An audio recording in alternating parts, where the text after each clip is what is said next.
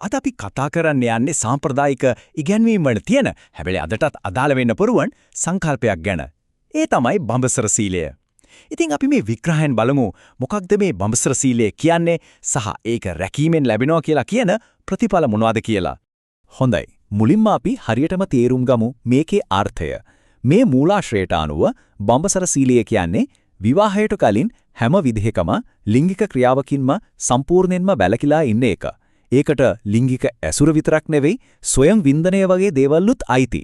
සරලවම කිව්වොත් ඒක තමයි ගුණවත්කම රැකගන්නා පිරිවෙතක් විදිහටයි මෙතනදී හඳුන්වලා දෙන්නේ. ඉතින් මේ සංකල්පය ගැන සම්පූර්ණයෙන්ම තේරුම් ගන්න අපි මේ කාරණා ටික එකින් එක බලමු. මනසටයි ශරීරයටයි ලැබෙන දේවල් ඉඳලා සමාජ ජීවිතයට ඒ වගේම ආධ්‍යාත්මික පැත්තටත් මේක කොහොම බලපානවද කියලා අපි කතා කරමු. හරි අපි එහෙනම් පටන් ගමු පළවෙනි කොටසින්. බලමු මේ පිළිවෙත කෙනෙක්ගේ මනසටයි ශරීර සුවතාවයටයි කෙලින්ම බලපාන්නේ කොහොමද කියලා. මේ මූලාශ්‍රය කියවෙන විදියට බඹසර සීලය රැකීමයි ගැඹුරු මානසික සංසුන්කමයි අතර ලොකු සම්බන්ධයක් තියෙනවා. මොකද කායික ආවේග පාලනය කරනකොට හිත අනවශ්‍ය කලබල වලින් නිදහස් වෙනවා කියලායි මෙහි තර්කය.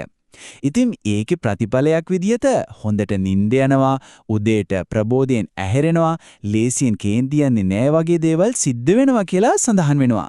හිතේ තියෙන මේ සංසුන්කම තව ටිකක් එහාට ගිහින් ගැඹුරු ආරක්ෂාවක් පිළිබඳ හැඟීමක් ඇති කරනවා කියලාත් මූලාශ්‍රය කියනවා.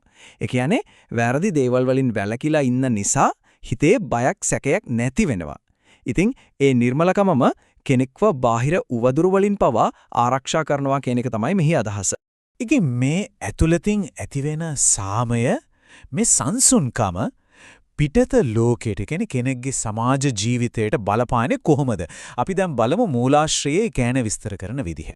මෙතනදී කියවෙන්නේ මේක බලෙන් හදාගන්න දෙයක් නෙමෙයි කියලායි. කෙනෙක්ගේ තියෙන සංවරකම, පිරිසිදුකම අනිත් අයට දැනෙනකොට මිනිස්සු ඉබේම ඒ කෙනාට ගරු කරනවා, ඇසුරු කරන්න කැමති වෙනවා. ඒක හරියට ගුණවත්කමේ ස්වභාවික ප්‍රතිඵලයක් වගේ දෙයක්. ඒ නිසා සතුරුන් අඩු වෙලා මිතුරන් වැඩි වෙනවා කියලා කියවෙන්නේ. මෙතන තියෙනවා ඇත්තටම හරිම අපූර්ව කාරණාවක්. ඒ තමයි කෙනෙක්ගේ පෞද්ගලික ගුණවත්කමයි එදිනදා ජීවිතයේ සාර්ථකත්වයයි අතර තියෙන සම්බන්ධය. මේ මූලාශ්‍රයට අනුව මේ පිළිවෙත රකින්න කෙනෙක්ගේ වචනයට බලයක් එනවා. එයාලා හිතන දේවල් ලේසියෙන් ඉෂ්ට වෙනවා.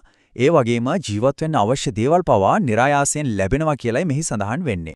හොඳයි මේ ලෞකික දේවල් පැත්තකින් තිබ්බොත් ඊට වඩා ගැඹුරු පැත්තකටත් මේ මූලාශ්‍රය අපිව අරන් යනවා. ඒ තමයි ආධ්‍යාත්මික සහ කර්මයේ සම්බන්ධ ප්‍රතිවිපාක. මේකෙදි අවධානය යොමු වෙන්නේ දිගු කාලීන ආධ්‍යාත්මික ගමනක් ගැන. සසර දුකින් මිදීම, ඒ කියන්නේ අපාය වගේ තැන්වල නැවත ඉපදීමෙන් නිදහස් වීම, ඒ වගේම ඉන්ද්‍රිය පිනවීමෙන් තොර පිරිසිදු ගුණාංග වර්ධනය වීමත් මෙහි ගැඹුරුම ප්‍රතිඵල විදිහටයි දක්වලා තියෙන්නේ.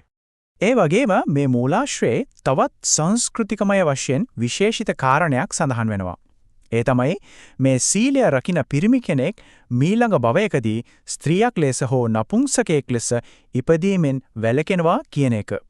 මේ උපුටා දැක්වීමෙන් කියවෙන්නේ හරිම ප්‍රබල කතාවක් නේද? ඒ කියන්නේ කෙනෙක්ගේ හිතේ තියෙන පිරිසිදුකම බාහිර ලෝකයේ පවා වෙනස් කරන්න තරම් බලවත් වෙනවා කියන එක. හිතන දේ යථාර්ථයක් බවට පත්කිරීමේ හැකියාවක් ඒ තුලින් ලැබෙනවා කියලායි මෙහි විශ්වාසය. එහෙනම් මේ හැම දෙයකම තියෙන උච්චතම අවස්ථාව නැත්තම් ඉහළම වටිනාකම මොකක්ද? මේ මූලාශ්‍රය අනුව බඹසර සීලය රැකීමේ තියෙන උත්තරීතරම දේ මොකක්ද?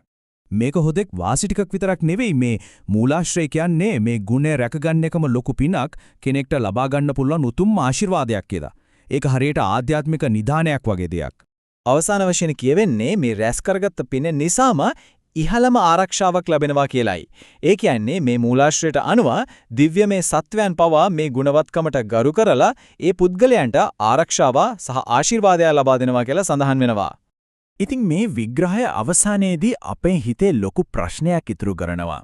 හැමදේම ක්ෂණිකව ඕන කරන නිරන්තරයෙන්ම බාහිර උත්තේජන පස්සේ දුවන අද වගේ කාලෙක ස්වයං විනය සංවරය වගේ සංකල්පයක් කියන්නේ යල් පැනපු දෙයක්ද? එහෙම නැත්නම් අපි දකින්නේ නැති අපිට මගහැරිලා තියෙන ගැඹුරු සැනසීමක් ශක්තියක් ඒ තුල තියෙනවද?